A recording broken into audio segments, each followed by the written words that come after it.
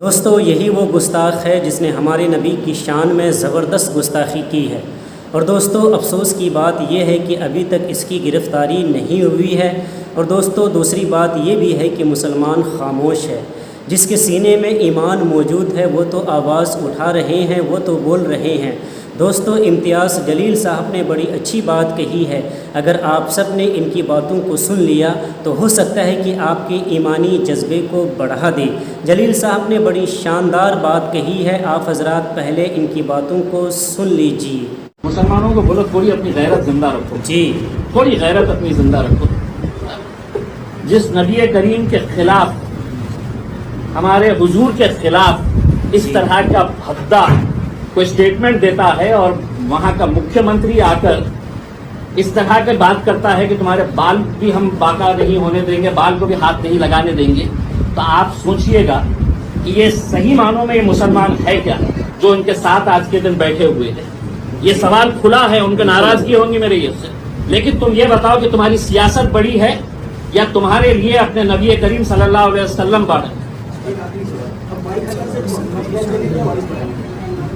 دوستو ہمارے نبی کی شان میں گستاخی کرنے والے رام گیری کے خلاف بھلواڑہ شہر کے قاضی شہر مولانا اشرف جیلانی ازہری صاحب نے کیا کچھ کہا، آپ حضرات پہلے سن لیجیے۔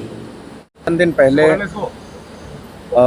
گنگا گری مہاراج نام کے ایک شخص نے ہمارے نبی کی شان میں گستاخی کی اور وہ ویڈیو بنا کر اپلوڈ بھی کی گئی، جو ہندوستان بھر کے لوگوں نے دیکھی اور دنیا بھر کے لوگوں تک وہ پہنچی۔ اس کے بعد لوگوں کو اس بات پر بہت افسوس ہوا اور لوگوں میں غم و غصہ بھی ہے۔ پورے ملک، ہندوستان اور دنیا بھر کے عاشق رسول اس وقت غصے میں ہیں۔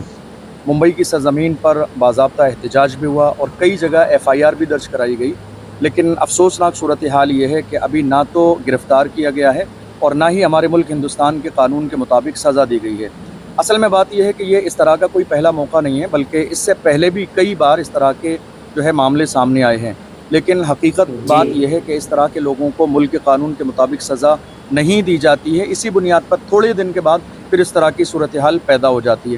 ہندوستان کی سرزمین ہمیشہ گنگا جمنی تہذیب کی ایک خوبصورت مثال بنی رہی ہے، جس کی بنیاد پر ہندو، مسلم، سکھ، عیسائی ہندوستان کی سرزمین پر ہمیشہ محبت کے ساتھ رہتے آئے ہیں، لیکن آج اس طرح کے شر پسند عناصر ہندوستان کی سرزمین پر اس طرح کی زہریلی گفتگو کرتے ہیں جس سے ہمارے ملک کا جو امن ہے وہ فساد میں تبدیل ہو جائے۔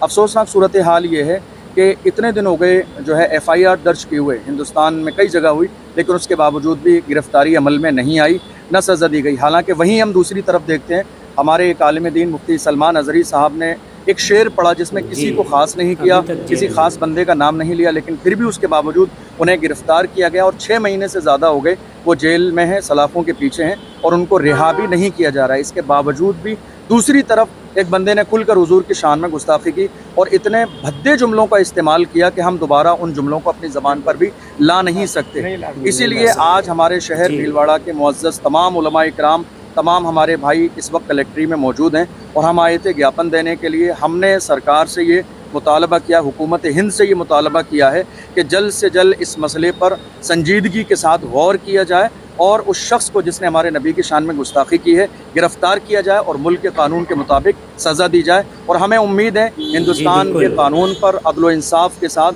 کہ ہمیں انشاءاللہ اس موقع پر عدل و انصاف بھی ملے گا اور ہماری بات پر سرکار توجہ دے گی اور سنجیدگی کے ساتھ اس پر غور بھی کرے گی۔ قاضی ہندوستان حضرت مفتی اسجد رضا صاحب نے کیا کہا، آپ حضرات پہلے سن لیجیے۔ سن لو، اس کے دل میں سرکار کی محبت نہیں تو وہ مسلمان نہیں۔ اور جو یہ گستاخیاں کر رہے ہیں، ہماری مانگ ہے کہ ان کو کیفر کردار تک پہنچایا جائے، دلوں کے اندر درجہ کرا جائے۔ ہمارا قانون کچھ اور ہے۔ سمجھدار کون ہے جو نبی کی عظمت پر جان دے، قربان ہو، کروں تیرے نام پر جہاں فدا، نہ بس ایک جہاں تو جہاں فدا، تو جہاں سے بھی نہیں جی بھرا، کروں کیا کروڑوں جہاں نہیں۔ گستاخ رسول کو اللہ تبارک و تعالیٰ تباہ و برباد کر دے اور رب تبارک و تعالیٰ سارے مسلمانوں کی حفاظت فرمائے۔